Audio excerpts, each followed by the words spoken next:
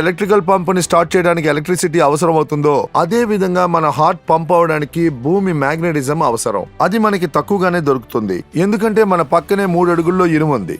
మన హార్ట్ ఒక నిమిషానికి దాదాపు 70 నుంచి 80 సార్లు కొట్టుకుంటుంది. అది కొట్టుకుంటున్నప్పుడల్లా 75 నుంచి 80 ml బ్లడ్ ఫుల్ బాడీలోకి సర్క్యులేషన్ అవుతుంది. కానీ ఎప్పుడు ఇది దొరుకుతుందంటే చుట్టూ ఉన్న మ్యాగ్నెటిక్ ఎనర్జీ మనకు దొరికినప్పుడే.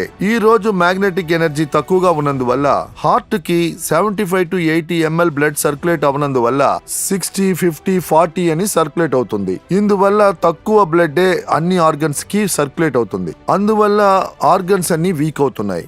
నేను 4 చపాతీలు తినవలసిన వాడిని 2 చపాతీలు తింటే ఎలా బలహీన పడతానో అదే విధంగా మన ఆర్గన్ పార్ట్స్ కి హార్ట్ తక్కువ సర్క్యులేషన్ ఇచ్చిందంటే అప్పుడు ఏమవుద్ది, each and every organ part కి తక్కువ బ్లడ్ వెళ్తుంది. ఇప్పుడు ఇది నేను మీకు బ్లడ్ సర్క్యులేషన్ కి మ్యాగ్నెటిజం కి ఏం సంబంధం ఉందో చెప్తాను.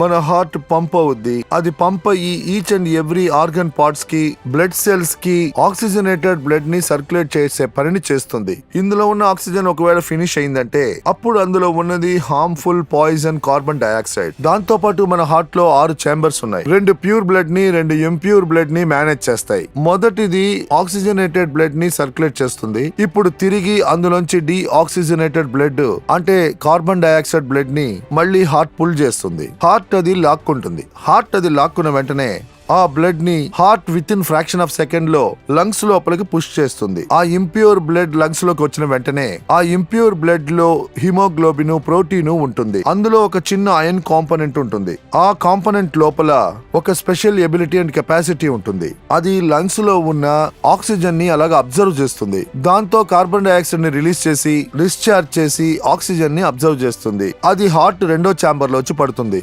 అది హార్ట్ పంప్ చేసి బాడీలోని ఈచ్ అండ్ ఎవ్రీ పార్ట్ కి బ్లడ్ ని ఆక్సిజన్ ని సర్క్యులేట్ చేస్తుంది.